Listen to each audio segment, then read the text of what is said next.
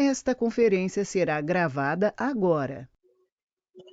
Perfeito, gente. Boa noite. Então, me chamo Rodrigo Mota, da Departamento de Morfologia da UF. Vamos dar continuidade ao nosso tema de membro superior, falando sobre braço, tá? A gente vai relembrar alguns pontos importantes, que a gente vai ficar massificando vocês aí por repetição. E vamos aí dar outros conceitos novos aí. Uma aula hoje bem light, um segmento bem fácil, que é o braço, tá? Então, primeiro, o que é braço? Acho que isso é uma discussão que a gente começou lá atrás, na primeira aula causal, e deu os termos anatômicos. Braço é um segmento do membro superior, do apêndice, chamado membro superior, que vai do ombro até o cotovelo, tá? Então, o segmento que vai do ombro ao cotovelo a gente chama de braço, essa região aqui. Ele é proximal ao antebraço, que é o segmento seguinte, que também, por sua vez, é proximal à mão, tá? E as articulações que a gente denomina nessa região são o ombro, que é a parte proximal aqui, é o esqueleto de união, de símbolo do membro superior com o tronco, a articulação do cotovelo, a articulação que vai estar aqui no meio, que também é um complexo articular, a gente vai ver isso daqui a pouquinho, e a articulação que está entre o antebraço e a mão é o punho, tá? Não pulso, punho. Tá? Então, muita atenção com esses nomes, essa terminologia é muito importante para a gente, tá? O braço ele vai ter, então, na posição anatômica, uma região anterior, uma região posterior. Ele vai, então, do ombro até o cotovelo. E a gente considera como região do braço uma linha que fica logo depois da prega, a união da prega do peitoral maior, que a gente chama de prega axilar anterior, a inserção dessa prega no membro superior. E aqui embaixo a gente palpa duas bolinhas que tem na lateral do cotovelo, que chamam epicôndios, a gente vai ver isso daqui a pouquinho, e mais ou menos 2 dedos acima, mais uns 4 centímetros acima desses epicôndilos, a gente vai ter o término do segmento do braço. Então, o braço, na verdade, é um segmento que vai daqui, olha, da prega axilar, até 4 centímetros acima da região epicondiliana, a gente vai ver daqui a pouco que é isso, que vai estar aqui nessa linha mais ou menos onde eu estou passando meu mouse, tá? Ele tem uma face anterior, uma região anterior, e uma face posterior, região posterior. E essas duas regiões são ocupadas por grupos musculares. Então, é bem simples, tem só 2 grupos musculares, os músculos anteriores do braço e os músculos posteriores do braço. E eu tenho, na verdade, aqui um espaço que vai ficar entre as 2 regiões, que é até marcado por um sulco aqui do bíceps, tá vendo? Olha, essa região aqui medial vai ter uma região lateral também, tá? Menos marcada, mas marcada aqui na parte distal, que representa a divisão dessas 2 regiões anterior e posterior. Muito bem. A face do braço ela é contínua com a face que a gente já viu, né? Então a gente tem aquela face que a gente já falou bastante, a face peitoral maior, a face axilar. Depois a face axilar se aprofunda com a face que vai para o peitoral menor, que chama ligamento suspensor da axila. E depois essa face aqui da axila, face axilar, que está aqui em preto, aqui marcada com quadradinho em preto, né? Essa face axilar, ela vai se continuar com o braço, assim como a face do peitoral se continua com o braço. Então, na verdade, a face do braço ela é uma continuação da face peitoral maior, da face axilar e da face do latíssimo dorso atrás, em direção ao braço, tá? A face, a gente fala sempre o seguinte, a face ela é um conjunto de retalhos, né? É uma coxa de retalhos. Então, essa face, ela não importa onde você começa a descrever. A face do braço que vai para a região peitoral, a face do peitoral que vai para a região do braço, o importante é ela é contínua o tempo todo, tá? Ela é contínua o tempo todo. Ela vai ter alguns pontos de fixação que a gente vai lembrar depois a vocês, como, por exemplo, a gente falou na clavícula, que é um ponto de fixação, mas ela tem, na verdade, uma continuidade sempre em relação a regiões diferentes e grupamentos musculares diferentes. Bom, a gente já falou de alguns músculos da região peitoral, a gente vai relembrar aqui rapidamente aqui, ó, só para a gente dar um revival aí, para vamos lembrar, e já tá com uma lista aí de músculos que vai ter na tua listinha que a gente depois vai ver na prática. A gente viu o peitoral maior, que esse músculo tem origem aqui na clavícula, no externo, manúbrio, corpo do externo, em clavículas e costelas superiores, e a inserção na crista do tubérculo maior e no sulco tubercular. Do total, nós temos aqui o peitoral menor, origem de terça a quinta costelas, inserção do processo coracoide da escápula, tá? Nós vimos também o músculo subclávio, que tem uma origem do sulco para o músculo subclávio, inserção na primeira cartilagem costal, e o serrátil anterior também a gente viu com a sua origem nas 8 digitações nas 8 costelas superiores e a sua inserção na borda medial da escápula, tá? Ele passa por anterior à escápula e vai em direção à borda medial da escápula. Bom, a gente falou um pouquinho sobre a histologia, só rever alguns conceitos que a gente vai falar agora também quando vai falar musculatura do braço, a gente falou da clavícula, né? A gente está vendo aqui o terço distal da clavícula, a articulação acromioclavicular, depois o Bruno lembrou para vocês. A gente falou que essa extremidade é a extremidade chamada extremidade acromial da escápula, exatamente pela sua articulação com o acrômio. Em relação à escápula, lembrando uns acidentes muito simples aqui, olha. Primeiro, essa fossa é a fossa subescapular, é a fossa anterior da escápula. Ela está apoiada sobre o gradil costal, sobre a costela. Se olhar na face posterior, que é essa imagem aqui da esquerda, essa fossa da escápula é dividida por uma espinha da escápula, tá? E essa espinha da escápula divide a fossa em duas. Uma fossa acima da escápula, que eu chamo de fossa supraespinhal, e uma fossa abaixo da espinha da escápula, que eu chamo de fossa infraespinhal, tá? A espinha da escápula, depois ela se destaca, ela fica livre, por enquanto ela está presa aqui na escápula, depois ela se solta da escápula e forma esse processo aqui, olha, que vai em direção à extremidade do ombro. Eu chamo essa extremidade de acrômio, tá? Pela face anterior da escápula, eu também vejo aqui, olha, o processo coracoide, que é muito importante. Primeiro que ele vai ter ligação dos músculos aqui, ó, dos ligamentos, desculpa, que vão dele para a clavícula, que eu chamo de ligamentos córaco-claviculares, nome bem óbvio, córaco-claviculares. E também ele vai ser origem de alguns músculos importantes, inserção de alguns músculos importantes. Um deles a gente já viu, o peitoral menor, lembra? Origem terceira, quinta costelas, inserção no processo coracoide. Vai ter mais um conjunto de músculos que vai nascer desse processo coracoide, de origem, que a gente vai chamar tendão conjunto, tá? Eu vou mostrar daqui a pouquinho para vocês o que é isso. Mas lembra dele. Bom, a escápula é triangular, então ela tem as bordas lateral, medial e superior.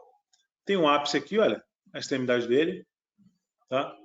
Na borda aqui, e tem os ângulos medial, ângulo lateral e ângulo inferior da escápula, que é o ápice.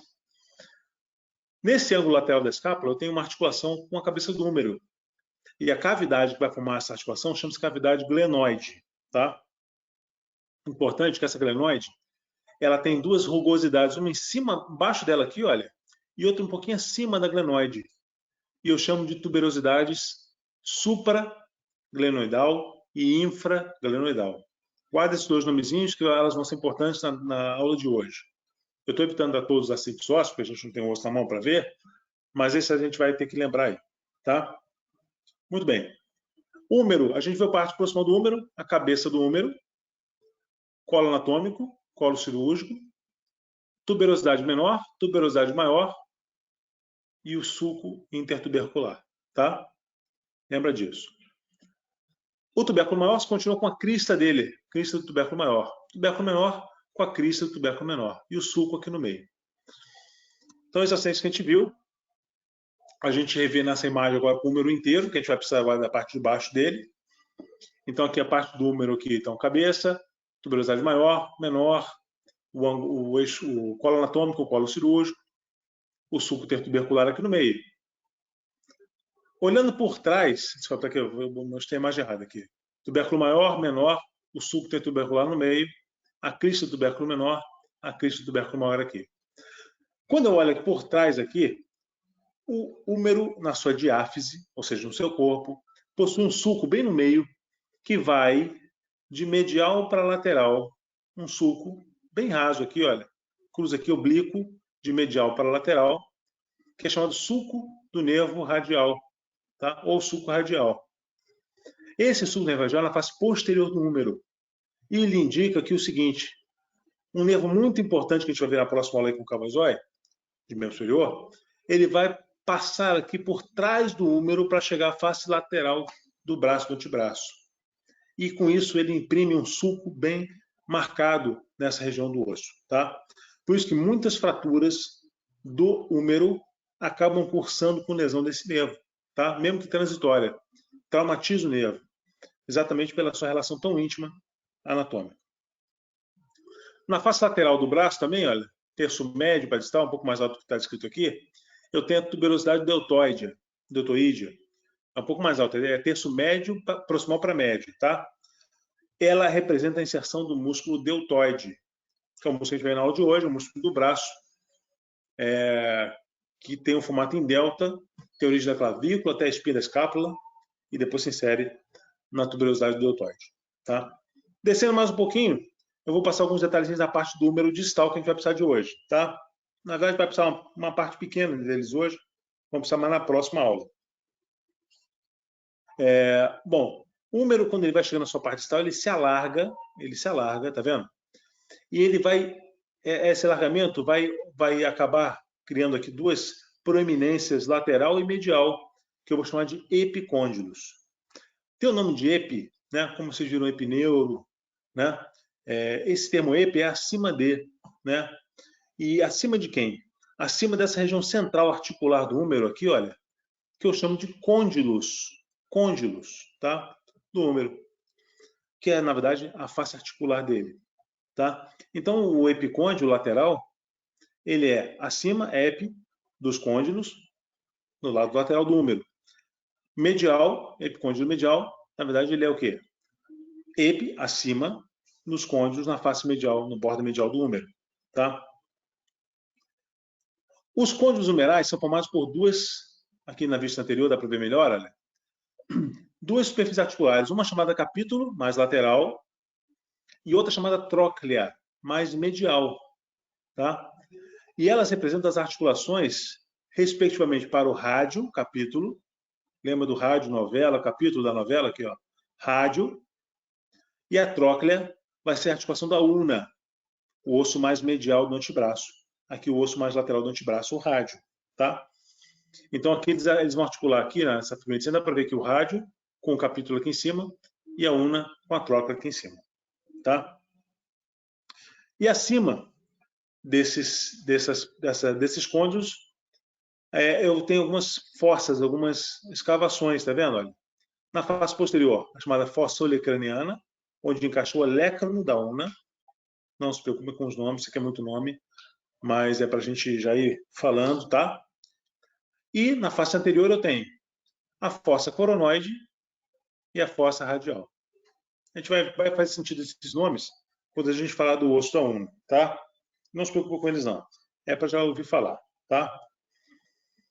A gente vai falar um pouquinho sobre a anatomia do rádio e da ulna proximal. Essa anatomia aqui ela corresponde ao complexo articular do cotovelo, né? Então tem algumas coisas importantes. Primeiro, o que é a articulação do cotovelo? Assim como a gente falou de articulação do ombro, por exemplo, a articulação do cotovelo ela não é uma articulação especificamente, ela é um complexo articular. Então, o cotovelo, como o ombro, são complexos articulares.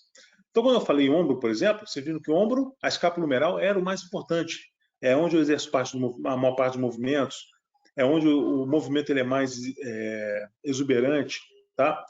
Aqui no cotovelo eu tinha no ombro outras articulações, como por exemplo a escápula torácica, a acromioclavicular, a esternoclavicular.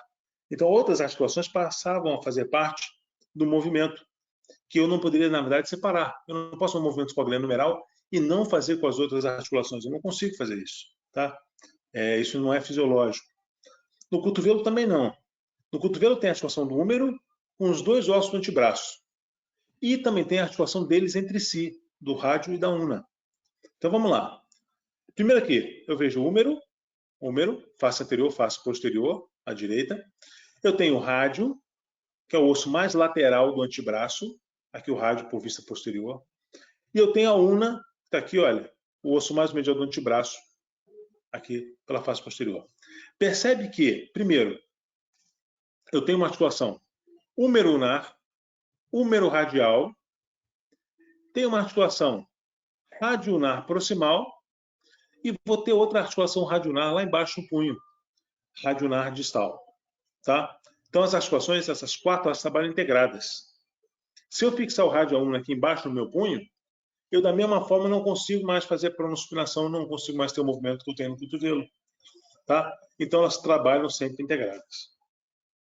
Olha, agora eu vou dividir bem essas articulações aqui.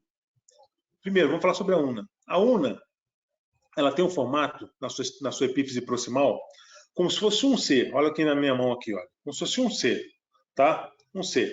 Que encaixa aqui, olha, na tróclea do húmero, tá? Encaixa na tróclea do húmero, fazendo uma articulação tipo gínglimo ou dobradiça perfeita. Lembra? Articulação diartrodial, tipo gínglimo ou dobradiça, tá? Por que é uma dobradiça perfeita? porque ela encaixa aqui certinho, olha, a tróclea, encaixa aqui a una, tá? E o movimento se faz ao redor de um eixo bem marcado, como se fosse o eixo ali de uma dobradiça de uma porta, tá? A parte aqui da una, a parte de cima do C, eu chamo de olécrano, tá? Antigamente era chamado de olecrânio, tá? Que se formava como se fosse uma abóbada aqui da calvária, do crânio. E a parte aqui de baixo do C, eu chamo de processo coronoide. Coronoide. Olha como uma coisa confunde os nomes. Presta bem atenção nisso, hein? Processo coronoide é essa parte aqui da una, do C de baixo aqui, olha. É o ramo inferior do C da una, tá? Processo coracoide é da escápula. Tubérculo conoide na clavícula por ligamento conoide, tá? Se você ficar gravando muito esses nomes assim, acaba ficando mais difícil de você entender, tá? Lembra que o tubérculo conoide, ou ligamento conoide, ele tem esse nome porque ele se assemelha a um cone. Ele é bem pontiforme no coracoide e ele vai abrindo em direção à clavícula. Então ele é um cone, por isso é conoide, forma de cone, tá? O termo coracoide é exatamente um termo, o coracoide, na verdade, vai ter que gravar sempre de não tem jeito, né? Mas o coracoide e o coronoide tem um formato de uma coroa, tá? E o coracoide é aquele processo que se estende pela face anterior da escápula. Então, coracoide em cima e coronoide em forma de coroa na una, tá? Então tá aqui. O que eu vejo aqui na frente? Eu vejo o processo coronoide aqui da una e aqui atrás eu vejo o quê? O olécrano da una, tá vendo? Abraçando aqui a nossa tróclea do húmero, tá? Que é essa face articular dele aqui. Por isso que essa fossa que está aqui em cima, como é que ela se chama? Chama fossa coronoide, porque ela abriga quem? O coronoide, quando eu for fletir o cotovelo. Quando eu dobro o cotovelo, esse coronoide, essa pontinha aqui, ó, ele encaixa certinho na fossa dele. Também se chama por isso fossa coronoide. Por que essa fossa aqui de trás uma chama fossa olecraniana? Porque ela recebe o olécrano quando eu faço a extensão do cotovelo. O rádio tem a cabeça radial, essa cabeça aqui, olha. Percebe que a articulação dela com o capítulo é uma articulação que permite, primeiro, uma articulação tipo plana. Ela permite rodar, fazer esse movimento aqui, olha, de rotação, quando eu tenho que fazer pronospinação, flexão e extensão. Então, uma articulação bem livre, é uma articulação tipo plana. A articulação da cabeça radial com a una se dá por uma face articular do rádio aqui na una. E essa articulação é uma articulação tipo pivô. Tipo pivô, porque ela roda sobre o seu próprio eixo aqui, olha. Ela faz esse movimento de rotação, a cabeça humeral, ela roda sobre a una, projetando o movimento, como está aqui mostrado aqui, olha, de pronospinação. Aqui está supinado, os dois ossos estão alinhados, aqui, olha, a cabeça do rádio, a una, os dois são paralelos. E quando eu faço a pronação aqui, olha, a una é estática, porque ela é presa numa articulação longínqua, uma articulação que é bem estável e só permite flexo e extensão, enquanto que o rádio, ele roda na articulação tipo pivô aqui em cima, olha, colocando a sua face ventral, sua face anterior, em direção posterior e colocando aqui a parte posterior do rádio numa posição anterior, tá? Essa aqui é a posição anatômica, os dois ossos aqui de frente, e aqui o rádio não está mais na posição anatômica, ele está levando a mão em pronação, que não é uma posição anatômica, né? E está levando o rádio a ter sua face posterior voltada para a anterior. Tá legal? Só mais dois assistentes aqui que a gente vai precisar. Tanto o rádio quanto a una possuem tubérculos aqui na parte anterior, tá vendo? Então, o tubérculo da una e o tubérculo anterior do rádio está aqui, ó. Tá legal? Tubérculo radial e o tubérculo lunar vão ser de suma importância hoje para a gente entender algumas coisas aí de inserção muscular. Muito bem. Passamos uma parte mais chata aí, que é a parte de acidentes ósseos, né? Que eu sei que é bem cansativo. Para a gente falar um pouquinho de alguns músculos. Uns a gente já falou, eu vou repetir, como eu repeti peitoral aqui, tá? E outros a gente vai comentar agora, tá? Então, quando a gente fala nessa imagem aqui, a gente vai lembrar alguns músculos que a gente falou quando a gente falou na região dorsal e outros que o Bruno Tebaldi falou. Então, antes da gente falar de manguito rotador, que o Bruno já falou, a gente vai lembrar de alguns aqui. Primeiro deles aqui, eu separei o músculo redondo maior. O redondo maior tem origem aqui na escápula. na escápula aqui embaixo, olha, na parte inferior lateral da escápula, e a sua inserção é na crista do tubérculo menor do húmero. Então, olha só o que ele faz aqui, olha. Ele sai daqui, olha, redondo maior esse aqui, ó, que está na minha setinha, e ele vai para frente do húmero no tubérculo menor, tuberosidade menor, e na sua crista, tá? Ele é bem parecido com o latíssimo dorso aqui embaixo, olha só. Olha aqui o grande dorsal aqui embaixo. Ele tem origem nas vértebras torácicas inferiores, nas lombares todas, no ilíaco, osso da bacia, e as suas fibras vão convergir todas para onde? Para o sulco intertubercular e crista do tubérculo menor, também na parte anterior. Então, esses dois músculos, o redondo maior e o músculo grande dorsal, eles, na verdade, têm uma anatomia muito parecida, tá? A única diferença entre eles é que o latíssimo dorso ele tem uma origem na coluna vertebral, importantíssimo, claro, e ele dá mais força por isso. E, no outro ponto, o músculo redondo maior, ele possui uma inserção clavicular, que é móvel, né? A clavícula vai mudar de posição aqui, o que com certeza vai alterar a força do redondo maior. Mas fato é que os dois acabam tendo a mesma função. Presta bem atenção. Se eles vão de posterior para anterior, quando eles se encurtam, eles puxam o braço para trás. Esse momento é o nome de extensão. Como eles vão de medial para lateral, quando eles puxam, eles trazem o braço em adução. Então está aqui a adução. E como eles vão de posterior para anterior, quando eles puxam, eles rodam o braço medialmente. Está aqui rotação medial, rotação interna, a adução e a extensão. Tá? É a função dos dois. Se você se lembra bem, é aquele músculo do latíssimo dorso, aquele músculo que eu falei para vocês, da segunda fase, da fase da abraçada do lado do crawl, né? Quando você projeta o braço na água, né? Cabe aí ao latíssimo dorso, dentre outros músculos, fazer um movimento aqui de extensão, rotação medial, faz a rotação medial, extensão e adução, tá? Inervação deixa para a próxima. Está aqui o nosso redondo maior, ele como grande dorsal ele faz essa elipse. Aqui a gente falou do nosso latíssimo dorso, a seguir era ele, né, que a gente ia falar, tá? Só para ver a anatomia dele. O músculo trapézio, a gente falou já sobre ele também, o músculo superficial do dorso, origem aqui na clavícula, espinha da escápula, né? Desculpa, perdão. A origem dele é aqui em cima, na linha nucal, na linha nucal, no ligamento nucal, que é essa parte aqui da coluna cervical, todas as vértebras torácicas, tá? Começando em C7, onde acaba o ligamento nucal, e vai até T12, a 12ª e última vértebra torácica. E a inserção dele vai em direção à clavícula, espinha da escápula, né? E aí eu vou ter as funções determinadas aí pelas suas partes. A parte superior vai fazer elevação do ângulo lateral, a parte inferior aqui deprime o ângulo medial, levanta também o ângulo lateral, a parte central faz a retração da escápula e a estabilização da escápula, tá?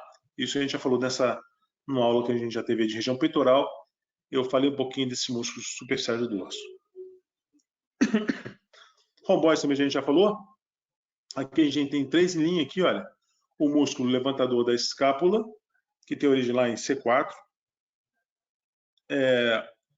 O romboide menor, C7T1, e o romboide maior, T2 a T5, tá?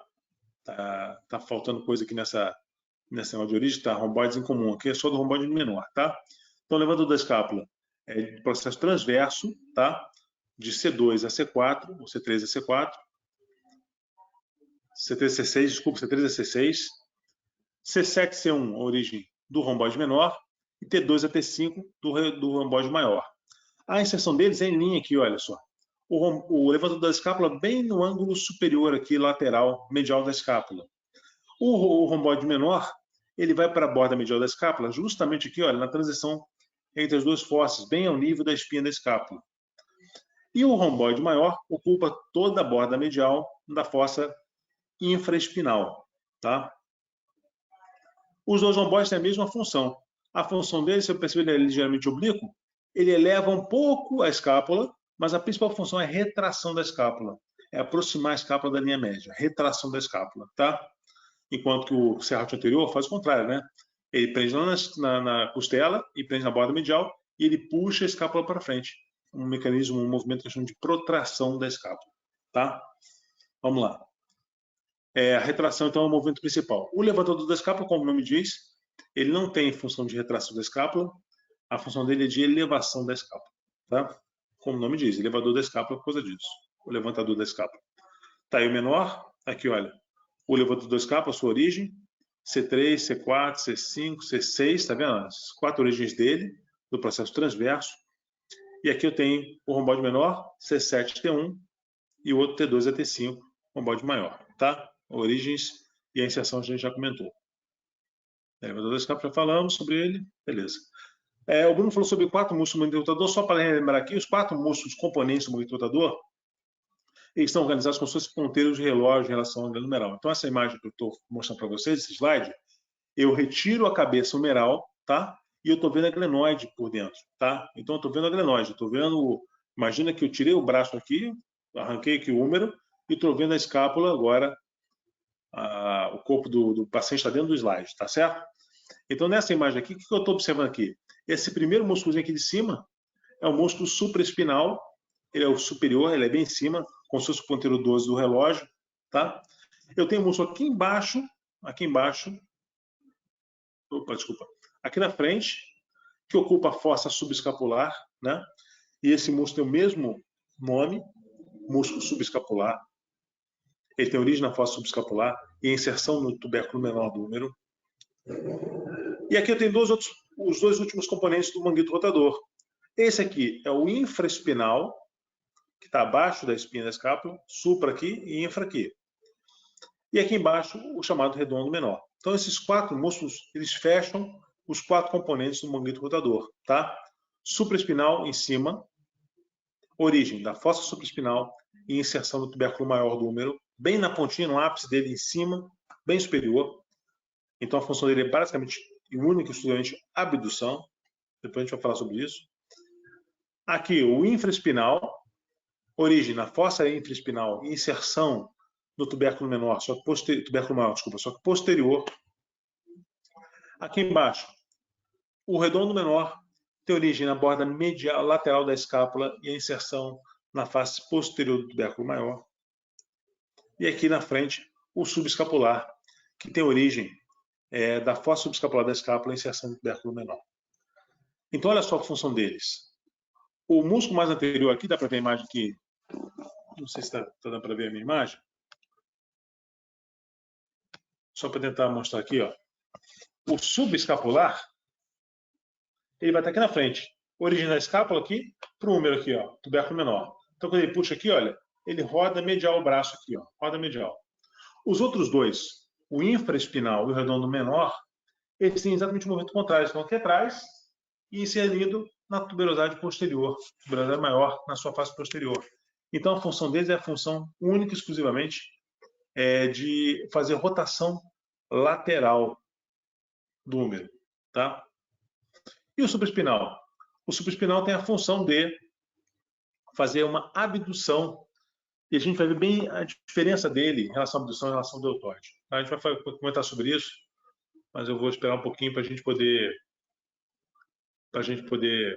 entender os outros músculos e poder comentar sobre isso. Vamos lá.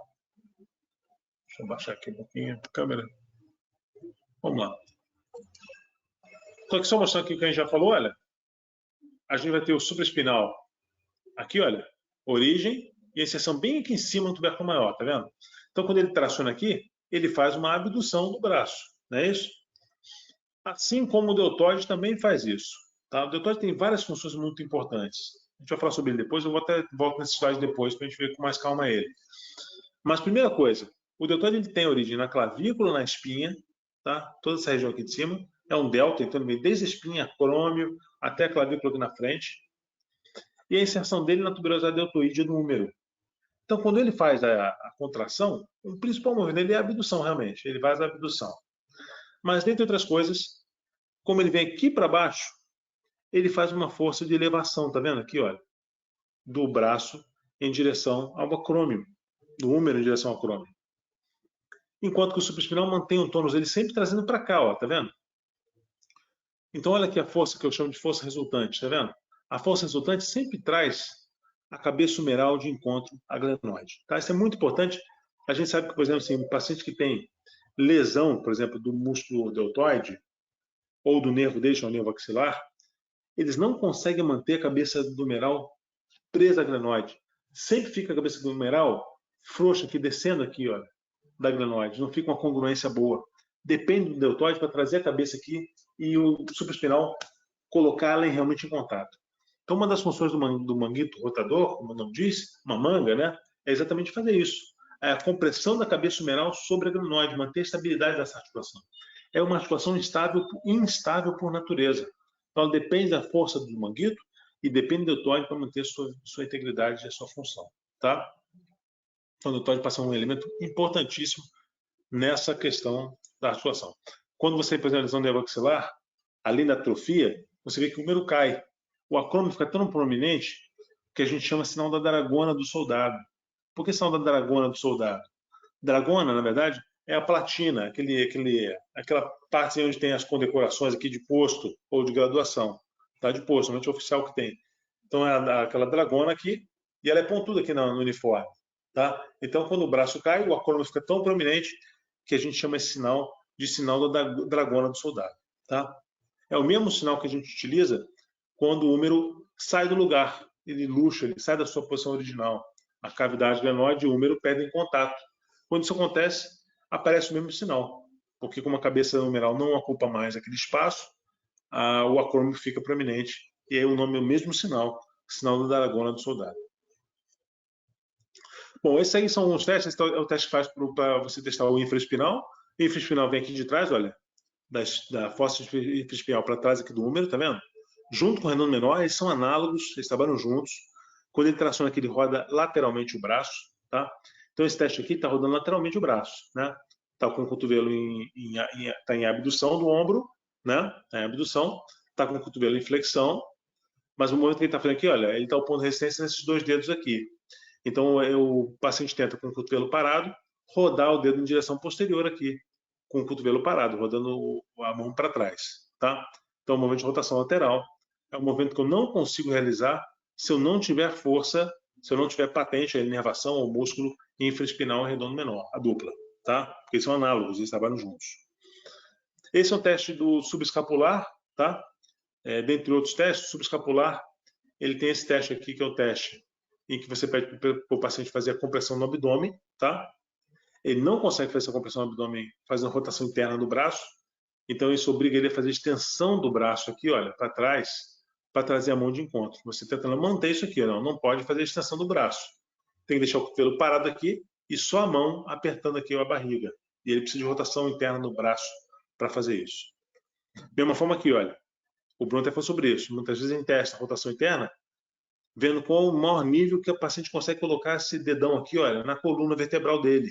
Então ele vai colocando o dedão aqui, você vai marcando aqui, olha, até onde o dedão chega, até a escápula, até aqui em cima, até lá, até o pescoço, sei lá, né? Tem que ser contorcionista, mas a qual nível que ele consegue chegar é uma forma da gente documentar e saber como é que os pacientes estão conseguindo fazer a rotação medial. Bom, então falamos então sobre alguns músculos importantes. Falamos sobre relembramos um pouquinho os músculos peitoral, na região peitoral. Falamos um pouquinho sobre dorso. Não era muito nosso tema, mas a gente extrapolou um pouquinho para poder lembrar isso. Falamos um pouquinho sobre a parte aí, de novo, né, do músculo do manguito rotador, que o Bruno falou. E hoje a gente fala um pouquinho sobre músculos do braço, que é muito simples. A gente tem aqui no braço, tem 3 músculos na loja anterior e 1 músculo na loja posterior. Tá? Vamos falar da loja anterior primeiro. Da loja anterior primeiro tem o músculo bíceps braquial, mais importante deles. Olha só que interessante aqui o músculo bíceps braquial. Ele tem 2 origens, com 2 cabeças, né? Se dá para a gente ver aqui melhor nessa imagem. Não, peraí, tem uma outra imagem melhor aqui. Não, deixa essa merda. Uma das suas cabeças nasce do processo coracoide, tá vendo? Junto com outro tendãozinho aqui, olha, que está junto com ele, que é o músculo chamado músculo coracobraquial, tá? E aí isso eu dou o nome de tendão conjunto, tá certo? O que é isso aqui, olha? Que tendão é esse que está vendo aqui, ó? Esse tendão que está do lado aqui, medial a eles, é o tendão do músculo peitoral menor, tá? Então Então tá lá, peitoral menor, aqui embaixo, inserindo aqui, e lateral a ele, o tendão conjunto, que é o tendão conjunto do bíceps braquial, cabeça curta dele, com o músculo coracobraquial. E aqui eu tenho a cabeça longa do bíceps, cabeça curta, cabeça longa do bíceps. A cabeça longa do bíceps, ela tem uma origem que começa no tubérculo supraglenoidal. Lembra disso? Tubérculo supraglenoidal, um tubérculo que tem acima da glenoide. Só que esse tendão passa por uma parte dele pela articulação, um pedaço ele passa pela articulação, a gente não está vendo ele aqui, e ele sai exatamente aqui, olha, numa falha que tem na cápsula, onde ele passa no sulco intertubercular. Então, em todo momento, ele é conteúdo do sulco intertubercular. Ele nasce da tuberosidade supraglenoidal e ele chega ao espaço entre os dois tubérculos maior e menor, ocupa o sulco intertubercular e sai da articulação, deixando um ligamento aqui na cápsula mais espesso, chamado ligamento transverso. Então, tem o bíceps aqui, um músculo de duas cabeças, cabeça longa e cabeça curta. Uma coisa muito importante aqui, olha, ele tem a sua inserção na tuberosidade bicipital do rádio, que é aquela tuberosidade anterior do rádio. Chama tuberosidade bicipital do rádio. E possui uma pequena extensão, uma expansão aqui, olha, aponeurótica, lembra o que é uma aponeurose? Um tendão largo? Para a face medial do antebraço. Tá legal? Então, vamos lá. Algumas coisas muito importantes em relação à função desse músculo. Primeira coisa, vamos lá. Número 1. A gente já entendeu que ele tem uma origem sempre da escápula. Coracoide ou tubérculo supraglenoidal. Tá? Ele passa pela articulação do ombro, então? Passa pela articulação glenohumeral. Depois ele chega aqui, ó, ele passa do cotovelo e se insere no rádio. Então eu posso considerar que o bíceps é um músculo biarticular. Tá? Biarticular, ele passa duas articulações. Então sempre que eu tenho um músculo biarticular, vou prestar atenção no seguinte, quando eu descrevo o movimento, a ação dele, eu tenho que descrever o movimento que ele faz nas duas articulações. Tá? Não tem como descrever só em uma. Então no braço aqui, no ombro, ele faz flexão do ombro, ou seja, ele leva o ombro em direção anterior, flexão do ombro, né? E ele flete o cotovelo também, aproximando aqui o antebraço do braço. Então, já mostrei dois movimentos nessas articulações. No antebraço, ele faz um outro movimento, que é um movimento de supinação. Quando ele tensiona aqui, quando ele contrai aqui, e ele puxa a tuberosidade do rádio, que é mais lateral, ele tensiona essa aponeurose aqui, que puxa a face medial do braço em direção ao tendão do bíceps. Tá? Daí a sua função supinadora. Tá? É por essa aponeurose, que eu chamo de aponeurose bicipital. Ela tinha o nome antigo de lacertos fibrosos. Tá? Então, o nome que você de repente pode encontrar, o nome antigo, tá? O nome correto e atual é a aponeurose bicipital. Bom, está mostrando aqui um outro nervinho que passa embaixo dele, a gente vai falar dele depois da aula do causal, não vou falar sobre isso agora, depois a gente faz uma só recapitulando aí toda a inervação motora do membro superior. E embaixo aqui, olha, do músculo, ele está afastado, cabeça curta, está afastado aqui por esse ganchinho. E eu vejo dois músculos aqui também, olha, na região anterior do braço. Esse primeiro aqui, eu dou o nome de músculo coracobraquial.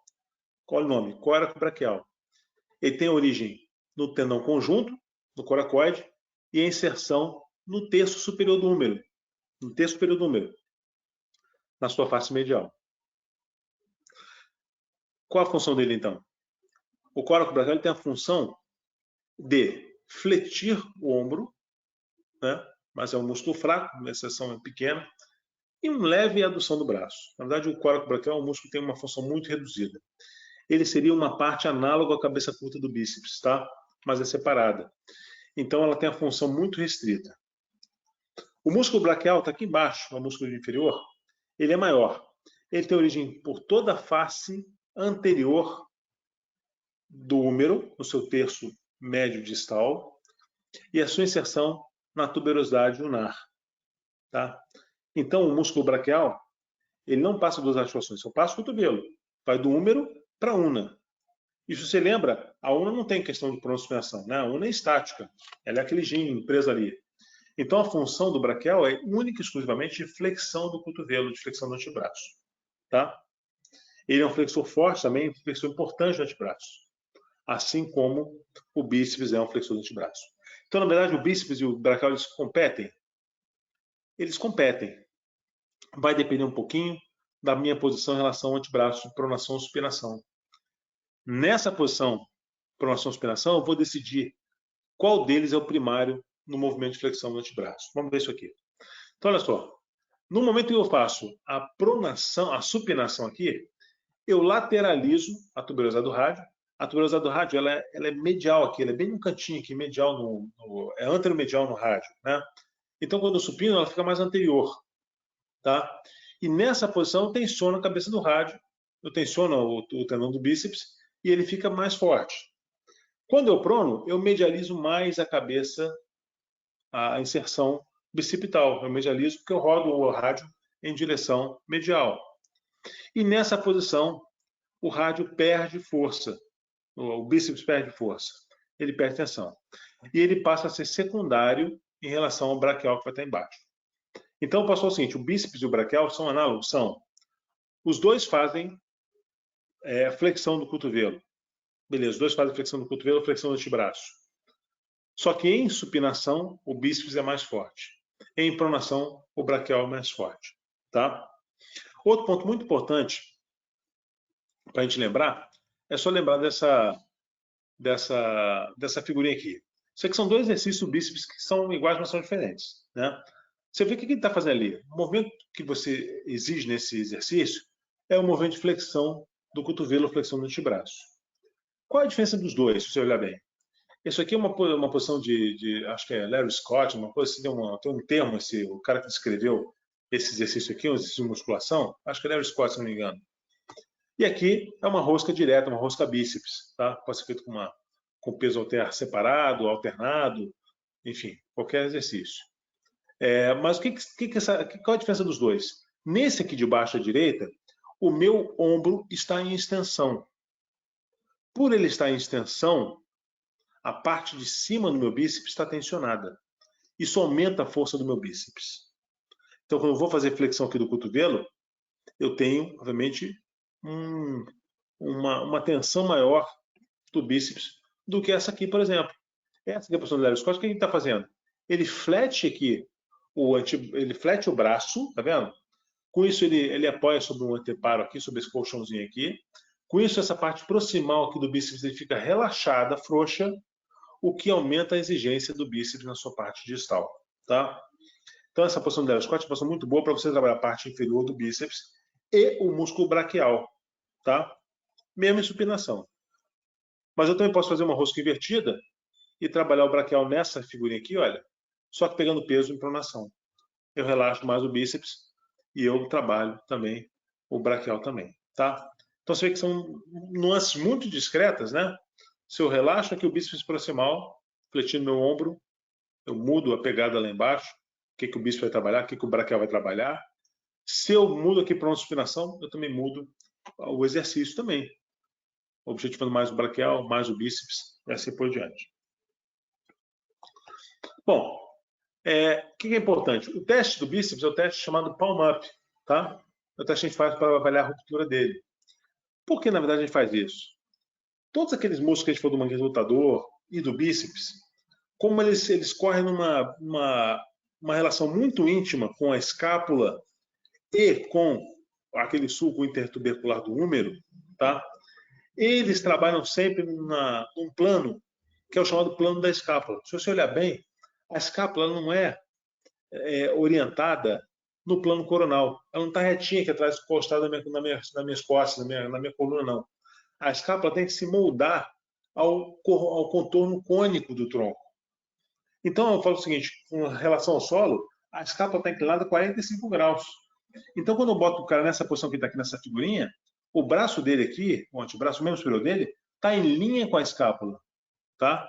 E não com a parede lá atrás, que é onde está apoiada a coluna dele, tá certo? Então, esses testes que são no plano da escápula, por exemplo, são chamados, os testes são mais fidedignos, tá? Então, dá esse nome. Quando a gente testa deltoide, não, quando eu testo supraespinal, manguito rotador, tudo, eu vou testar nessa posição que é o plano da escápula. Aqui o modificador dá para ver bem, olha, o músculo bíceps braquial, cabeça longa, lá do sulco, da tuberosidade supraglenoidal, passando pelo sulco bicipital, né? Ou sulco intertubercular, e estando aqui se juntando com a cabeça curta. Cabeça curta, origem aqui, ó, junto com o córaco braquial, e tá vindo aqui. Tá cortado aqui o terço médio do bíceps, eu vejo o braquial indo para a una, a tuberosidade da una, e vejo aqui o músculo córaco braquial do coracoide até a face medial do braço, tá? Então você vê que é muito simples essa loja anterior, tá? A loja anterior, ela vai definir também um espaço aqui, olha, que vai estar medial ao bíceps e lateral ao bíceps, que a gente vai falar que vai ter conteúdo importante, neurovascular, mas a gente vai acrescentando aí nas próximas aulas, tá? Bom, o músculo deltoide, faltam só dois, deltoide e tríceps, tá? O deltoide, ele é um músculo muito interessante. Presta bem atenção nele, para a gente poder entender e não ficar decorando o deltoide. O deltoide é um delta, né? Ele tem origem em toda a parte distal da clavícula, acrômio e na espinha da escápula, lá atrás. Então ele tem uma abrangência bem grande. A base do delta tem essa origem curva, mas a base é bem larga. E ele depois converge e se insere aqui entre o terço médio distal do húmero, na tuberosidade deltoide. Tá? Então, uma função muito importante dele, se você olhar bem nessa imagem aqui, olha, anterior tem essa função, médio tem essa função, posterior tem essa função. Vamos tentar entender para não ficar decorando isso. Vamos decorar com essa figurinha aqui. Então, olha só. Essa aqui eu vejo as origens do músculo deltoide, na clavícula, acrômio, espina escápula, tá vendo? Tá? Essa origem é uma origem que vai ter, então, vai dividir, então, a parte anterior do deltoide em vermelho, a parte média dele e a parte posterior do deltoide aqui atrás, em azul. Tá? O que essa parte aqui, azul, verde, faz? A parte verde, quando ela contrai, ela puxa aqui, olha, acrômio, origem, tuberosidade deltoide. A única e exclusiva função dessa parte verde é a função de abdução. A abdução, é abrir o braço, tá? A abdução. Essa função de abdução, ela é auxiliada nos primeiros 15 graus pelo músculo supraespinal, que é fundamental no início desse movimento, tá? Depois dos primeiros 15 graus, o deltoide passa a ser o principal músculo a fazer esse movimento. Ele conta com o trapézio rodando um pouquinho a escápula para cima, tá? A gente já falou sobre isso. Mas aí ele é fundamental. Se eu não tiver deltoide, eu não tenho abdução.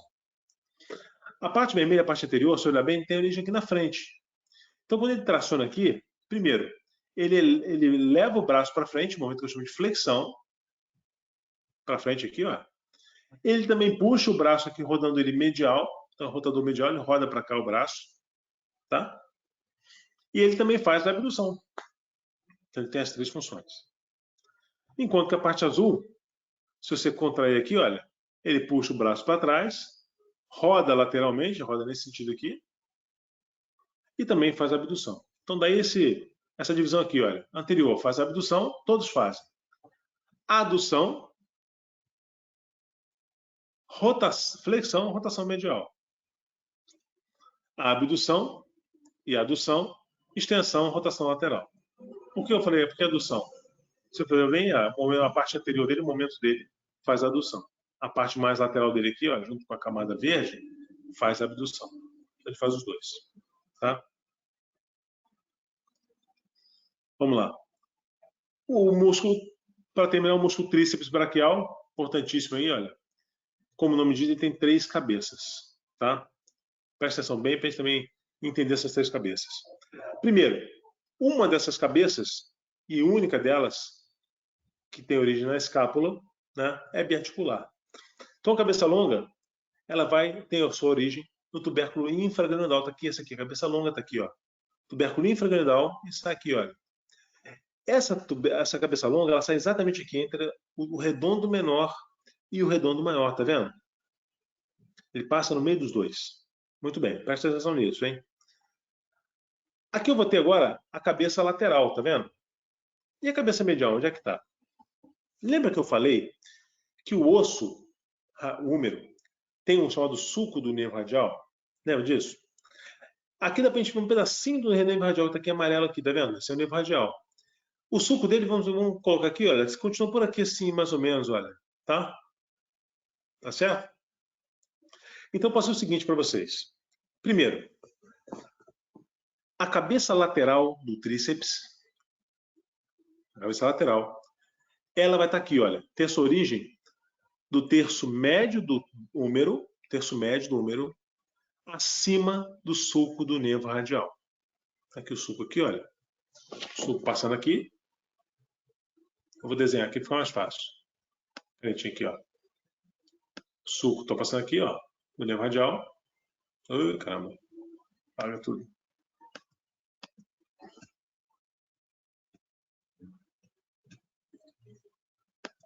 Só um minutinho, vou apagar aqui rapidinho. Apagando aqui. Vou desenhar de novo, tá? Que marcou aqui. Então aqui, o nervo radial tá aqui amarelo. Vou continuar ele para cá, ele vem para cá. Então, eu posso dizer que o meu tríceps, cabeça lateral, tem origem aqui, olha. Terço médio do húmero acima do sulco do nervo radial. E a cabeça medial vai estar profunda, cabeça longa. E vai ter sua origem aqui, olha, abaixo do sulco do nervo radial. Tá? Então, a cabeça medial, eu só vou conseguir ver se nessa imagem aí eu retirar a cabeça longa do tríceps. Aí eu consigo ver a cabeça medial embaixo. Tá? Então, essa é a forma que eu tenho de observar essas três cabeças. Então, a cabeça medial e a cabeça lateral, elas têm origem no húmero e inserção na una. E a cabeça longa tem origem no tubérculo infraglenoidal e a inserção, também a inserção na una. Outra coisa importantíssima, quando você faz exercício do tríceps, você pode fazer com o cotovelo, com o ombro em flexão, levantando o peso aqui, olha, fazendo a extensão do cotovelo, com o ombro aqui a 90 graus, o braço aqui a 90 graus em relação ao tronco, ou pode fazer com o braço coladinho aqui no corpo, o cotovelo colado no corpo, fazendo para baixo. Qual a diferença dessas duas maneiras? Com o braço fletido, eu tenho mais tensão no tríceps, eu tenho mais força. Com ele aqui em posição neutra, eu já exijo mais do tríceps no movimento. Então, vamos lá. Bom, com isso você terminou a parte vascular, a parte muscular, tá? Então, só lembrando, a gente falou do músculo peitoral, falamos dos músculos do manguito rotador e alguns do dorso superficial, que a gente adiantou um pouquinho. E agora nós falamos dos músculos do braço, que muito simples, são 4 músculos do braço. 3 na loja anterior e 1 na loja posterior. 3 na loja anterior, bíceps e braquial, análogos na função de flexão do cotovelo. O bíceps ele tem a função no ombro, né, de flexão do ombro, e a sua função também de supinação. O músculo coracobraquial, que é um músculo resquicial, um músculo bem simples. Ele tem a função muito parecida com a cabeça curta do bíceps. É análogo à cabeça curta, mas a sua função é bastante no ombro, de adução e de flexão do braço. Falamos então do tríceps, as 3 cabeças do tríceps, lateral, medial e longa, tá? A longa única biarticular. E todas as 3 com a sua inserção no olécaro, na una proximal. E a função de extensão do cotovelo, tá? Muito bem. Falar um pouquinho sobre a anatomia vascular. É um tema mais chatinho, se a gente não terminar tudo, falar sobre a artéria axilar que a gente não chegou a falar. Se não der tempo, a gente passa para falar numa outra etapa aí. Bom, eu vou falar já são 9 horas. Vou falar mais 10 minutinhos, a gente dá uma paradinha. Bom, a artéria subclávia, tá? Ela tem esse nome quando ela sai da aorta ou do tronco brachocefálico e passa pela primeira costela e clavícula. Então, quando ela passa nesse estreito entre a primeira costela e a clavícula, eu chamo de artéria subclávia, tá? Desculpa, era subclávia até aí, da sua origem na aorta até aí. Quando passa desse limite entre a clavícula e a primeira costela, eu passo a chamar ela de artéria axilar, porque é o local onde ela está. E a artéria axilar vai até onde? Vai aqui da primeira costela até aqui a borda medial da escápula, tá vendo? Um pouquinho além, no redondo maior, tá? Que é o limite que a gente utiliza como referência, tá? O redondo maior, ou aqui que está mostrando aqui a borda inferior do glande dorsal, tá? Então, desse passo aqui, da primeira costela aqui, onde ela deixa uma subclávia, passa o maxilar e vai até o redondo maior, essa aqui é a artéria axilar. Como você pode observar, ela tem vários ramos aqui que a gente vai ter que decorar, que a gente vai ter que conhecer. Mas ela é bem fácil de entender. Primeiro ponto importante, essa artéria ela é dividida em 3 porções. Isso facilita muito o estudo da gente, tá? Essas 3 porções, elas são marcadas aqui pelo músculo peitoral, peitoral menor. Então, olha só aqui. O peitoral menor, ele vai fazer aqui, olha, da terceira costela, quinta costela, tá vendo? Até o coracoide aqui. Coracoide até a terceira. Exagerei um pouquinho, né? Errei um pouquinho aqui no desenho. Bom, o peitoral está aqui, ó. Vou botar aqui só para ter uma ideia aqui, tá? O peitoral está aqui. Então, tem o segmento pré-peitoral, um segmento que está abaixo aqui, a gente chama de retropeitoral, tá vendo? Então, pré-peitoral é esse aqui. Um segmento retropeitoral, atrás do peitoral menor, e um segmento pós-peitoral, que está aqui atrás, tá? Depois do peitoral. Essa divisão é muito importante para todos os sentidos. Para a gente vai ser muito prática, porque a gente vai entender que a divisão dos ramos, se a gente decorar pelas porções, fica mais fácil a gente decorar. E em segundo, para o cirurgião é muito importante, porque quando ele tem uma lesão na primeira porção, segunda porção, ele identifica essas lesões, ele usa o peitoral menor como sua referência anatômica, o que facilita o acesso cirúrgico dele. Ele sabe, por exemplo, uma lesão de uma artéria de segunda porção, ele vai ter que entrar e cortar, seccionar o peitoral menor para chegar nela. Enquanto que a primeira porção ou a terceira ele não vai precisar disso, no máximo afastar um pouquinho o peitoral menor, tá certo? E para a gente, o que facilita nisso? O que mais facilita para a gente é entender o seguinte: a primeira porção ela tem um ramo, a segunda porção tem 2 ramos e a terceira porção tem 3 ramos. Então isso facilita muito o nosso trabalho aqui para a gente guardar os ramos da nossa artéria axilar, tá? Só um minutinho, vou tirar o desenho para a gente ver bem. A primeira porção, então, tem uma artéria torácica superior, que é essa artériazinha pequena aqui, tá vendo? Ela é uma artéria, um raminho da axilar, primeiro ramo dela, que irriga os 2 primeiros espaços intercostais, tá? Então, por isso chama torácica superior, porque ela vai em direção não ao membro superior ainda, vai em direção à caixa torácica, irrigando a parte superior da caixa torácica. Bom, a nossa segunda porção tem 2 ramos. Um ramo aqui é chamado de artéria tóraco-acromial e outro é torácica lateral. A tóraco-acromial é essa aqui, ó. Ela tem um ramo que depois se divide aqui em vários outros ramos, tá vendo? Olha, vários outros ramos aqui, tá?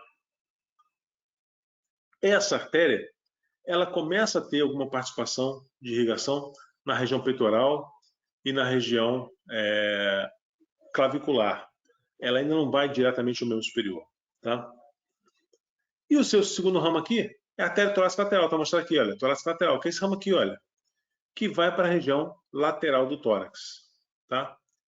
A tóraco-acromial, ela se divide em alguns ramos. A gente dá o nome desses ramos.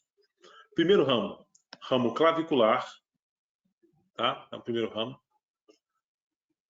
O segundo ramo é um ramo que vai em direção ao músculo deltoide. Então, aqui é o músculo deltoide.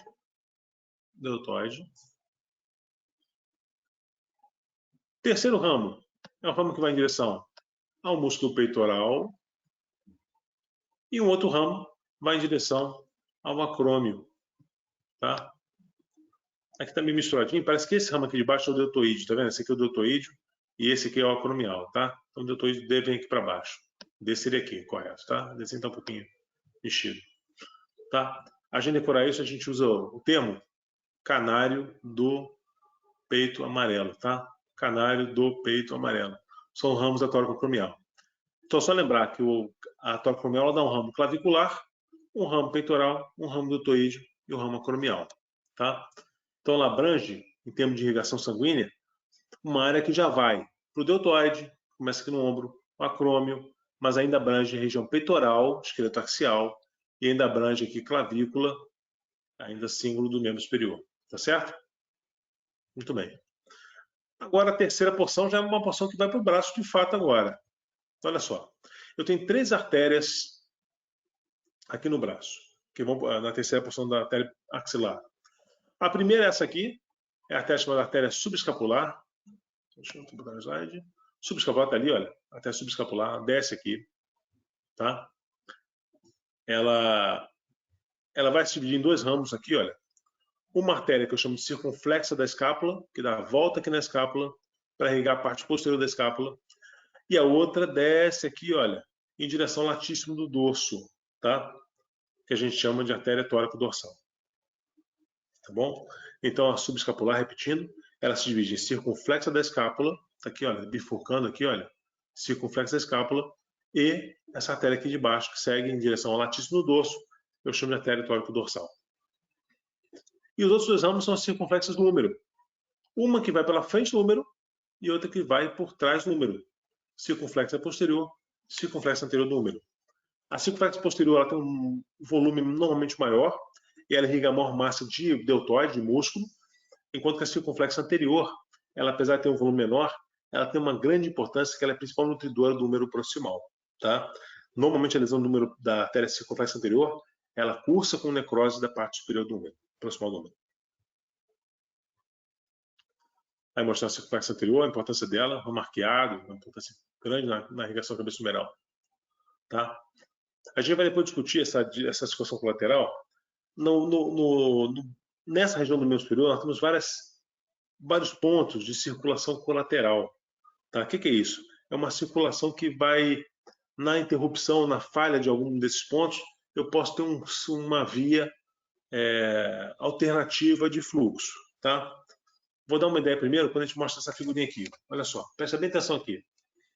Aqui termina a subclávia, começa a artéria axilar que vai até aqui, depois das circunflexas, tá vendo?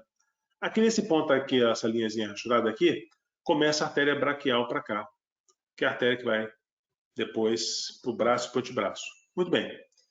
Presta bem atenção aqui. Primeiro, percebe que aqui, olha, a artéria axilar, com a sua circunflexa da escápula, ela acaba se anastomosando com duas artérias que vêm lá de cima da subclávia e que vão para a escápula também. Uma artéria chamada artéria dorsal da escápula e uma artéria chamada artéria supraescapular. A gente ainda não viu essas duas artérias, a gente vai falar sobre elas ainda, mas elas são ramos da artéria subclávia e elas vão para a escápula. A artéria supraescapular e a artéria dorsal da escápula. Então, voltando aqui, olha, nessa imagem, eu vejo aqui, olha, as artérias ao redor da escápula e a circunflexa da escápula aqui, ó. Então, eu tenho uma circulação colateral entre elas, tem essa circulação colateral entre elas. Se por um acaso aqui, nessa imagem aqui seguinte aqui, olha, vamos pensar aqui da seguinte forma. Se eu tiver aqui uma obstrução na artéria na segunda porção aqui, olha, ou até na primeira porção, vamos dizer que eu tenho uma obstrução, por exemplo, pode ser um trombo, ou até uma lesão traumática nela, que obstruiu. Então, vamos dizer que isso tudo aqui está obstruído. Não tem como passar sangue daqui nessa segunda porção aqui. Como é que esse sangue chega ao membro superior? E ele chega ao membro superior, como é que ele faz? Então, se eu pegar aqui, imagina o seguinte, eu tenho aqui a artéria supraescapular aqui em cima, supraescapular. E eu tenho a artéria dorsal da escápula aqui, que estão vindo para a escápula, e antes dela virar axilar, da subclávia ainda, essas artérias podem ter seu fluxo direcionado para a artéria circunflexa da escápula, as duas, e da circunflexa da escápula fazer um fluxo retrógrado, o sangue vem por ela, vem, e chega aqui à terceira porção da axilar e a artéria braquial, mantendo a nutrição do membro superior, tá?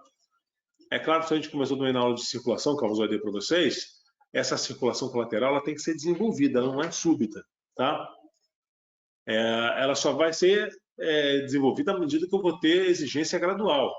Eu até dei um exemplo, teve um policial que tomou um tiro na região da axila e ele foi socorrido muita rapidez, muita velocidade, ele chegou vivo no hospital e a lesão dele era exatamente essa lesão. Ele tinha uma lesão traumática pelo tiro na axila que pegou a segunda porção da artéria axilar. O que aconteceu com ele? Nessa lesão, que conseguiram clampear na hora, ele manter ele vivo, optaram por não fazer nenhum bypass, porque ele estava em situação muito grave, perdeu muito sangue e tudo mais. Mas era a segunda porção, fazendo, vamos botar o braço dele, deixa o braço dele aí e vamos ver o que acontece. E essa situação colateral, apesar de funcionalmente presente, persistente, ele manteve um fluxo muito pequeno no membro superior dele, que não foi suficiente para manter a sobrevida do braço, tá? A viabilidade do braço. Então, o braço, o antebraço, a mão foram amputados, mas essa circunstância existe. Aqui também tem as circunflexas do húmero, também se anastomose com ramo acromial aqui em cima, que por sua vez se anastomose com ramos abraquial aqui embaixo, tá vendo? Olha, a gente vai falar sobre essa circulação colateral também aqui. Então, eu tenho vias alternativas? Tenho vias alternativas. É claro que eu vou precisar conhecer todos os ramos para a gente poder fechar bem, como aqui no cotovelo também tem uma rede anastomótica muito grande aqui embaixo, tá? Mas a gente vamos nos ater, por enquanto, a essa circulação que eu chamo de circulação colateral da escápula, tá? 2 ramos da subclávia a artéria supraescapular e a artéria dorsal da escápula, versus a artéria circunflexa da escápula, ramo da terceira porção da artéria axilar. Tá? Vamos até essa por enquanto. Bom, falta um pouquinho sobre drenagem venosa. Eu vou pular essa parte, vou falar só sobre esses dois espaços aqui rapidamente. Depois eu volto a falar sobre na próxima aula, a gente associa essa parte aí para a gente fechar. Tá? Eu vou falar sobre os dois espaços bem rapidamente, porque faz parte um pouquinho do que o Causal vai falar na aula que vem, e tem um pouquinho da anatomia dos músculos do braço que a gente falou agora há pouco. Tá? Eu tenho dois espaços, espaços quadrangular e triangular, que é muito fácil de entender. Tá? Muito fácil de entender. É mais fácil que a gente percebe esses espaços pela vista posterior. Presta bem atenção aqui. O que eu estou vendo nessa vista posterior aqui? Eu vejo músculo supraespinal, espina da escápula, músculo infraespinal, cortado aqui, seccionado também como supra, músculo redondo menor, músculo redondo maior aqui embaixo. Tá? Esse aqui, você lembra o que é? É o tendão longo do tríceps, origem tubérculo infraglenoidal, juntando com a cabeça lateral aqui. Tá? Então pensa bem o seguinte aqui, para ficar fácil entender isso aqui. Imagina aqui um triângulo retângulo. Vou desenhar ele para você. Olha só. Pega minha canetinha aqui. Ó, aí, caramba. Essa linha aqui, ó. Vou apagar que senão eu sou ruim em desenho. Esse negócio feio aí vai ser bravo. Vamos lá. Aqui, ó. Vamos lá, então. Imagina aqui, um triângulo retângulo. Redondo menor, borda inferior do redondo menor. Tá certo? Muito bem. Húmero, aqui, ó. Húmero. E aqui, o nosso redondo maior, borda superior do redondo maior. Tá? Imagine isso aqui como se fosse um triângulo retângulo aqui, tá? Como a gente diz aqui, um triângulo retângulo, tá? Muito bem. Redondo menor embaixo, redondo menor aqui embaixo, redondo menor em cima, redondo maior embaixo, redondo menor em cima, húmero aqui, um triângulo retângulo. Agora você pega esse triângulo retângulo, vou limpar aqui a imagem, e passa aqui, olha só, vou passar de novo aqui para a gente... Redondo menor, húmero, redondo maior. Tá certo? Agora você passa aqui o tendão do tríceps no meio. O que acontece com esse triângulo retângulo? Vira um quadrado, aqui, ó. E um triângulo aqui. Tá certo? Então eu dou o nome desses espaços de espaço triangular e espaço quadrangular. Tá certo? Por que esses espaços são tão importantes para a gente? Por que a gente está chamando a atenção de vocês disso? Esse aqui é o espaço triangular, esse é o espaço quadrangular. Tá? O espaço quadrangular, se você for delimitar ele, tá aqui, ó. Superior, redondo menor. Inferior, redondo maior. Lateral, húmero. Medial, tríceps, cabeça longa. Certo? Mas eu vou repetir para vocês. É muito mais fácil você entender o triângulo retângulo que eu te falei e cortar ele com o tríceps formando um triângulo enquadrado. Tá? Um quadrado não. Um quadrangular. Trapézio. Então tá aqui, o espaço quadrangular é esse aqui. Ele contém o nervo axilar e uma artéria que acompanha a artéria circunflexa posterior do húmero, junto com as veias. O espaço triangular é esse espaço aqui, ó. Redondo menor, redondo maior, tríceps, e ele contém a artéria circunflexa da escápula. Ramo importante dessa circulação colateral aqui que a gente falou, olha aqui, olha. A artéria dorsal da escápula, tá vendo? A artéria supraescapular e a artéria circunflexa aqui. Olha só como as três juntas aqui, olha, formam uma ampla circulação ao redor da escápula. Na obstrução de qualquer uma delas, a outra tende a suprir a deficiência. E aqui tem um tal de espaço triangular inferior. Vamos complementar isso aqui. O que é espaço triangular inferior? Vamos rever aqui embaixo, voltar aqui na imagem. Olha só. Vamos de novo desenhar nosso triângulo retângulo, para facilitar para não confundir um com o outro. Redondo menor, húmero, redondo maior. Beleza. Está nosso retângulo aqui. A base aqui, essa parte inferior do redondo menor, esse cateto aqui inferior, é o redondo maior. E ele faz um triângulo com cabeça longa e a cabeça lateral do tríceps. Olha aqui, ó, redondo maior, cabeça do tríceps, tá vendo? Então, esse aqui é chamado de espaço triangular inferior. Triangular inferior. Ou, como eu prefiro chamar, eu chamo de intervalo triangular, tá? Que é o intervalo dos dois tríceps, tá? Na cabeça longa e cabeça lateral do tríceps. E passa nesse espaço triangular aqui inferior, nesse intervalo triangular, como eu chamo, o nervo radial e uma artéria que acompanha o nervo radial, chamada artéria profunda do braço, que a gente ainda não viu, ainda vai ver na próxima aula. Tá certo? Então, com isso a gente encerra aí essas... Desculpa, passando um pouquinho do tempo, porque a gente acabei fazendo umas revisõezinhas também para a gente ficar mais em dia com a matéria. Mas eu passei um pouquinho do horário aí, fiquei meio comprido essa aula, tá? Então, vamos lá. Vou deixar aberto aí para a gente tirar dúvidas. Só para a gente tentar setorizar isso na cabeça de vocês, falando exclusivamente de membro superior, né? Eu vou interromper a gravação aqui para não ficar muito longa.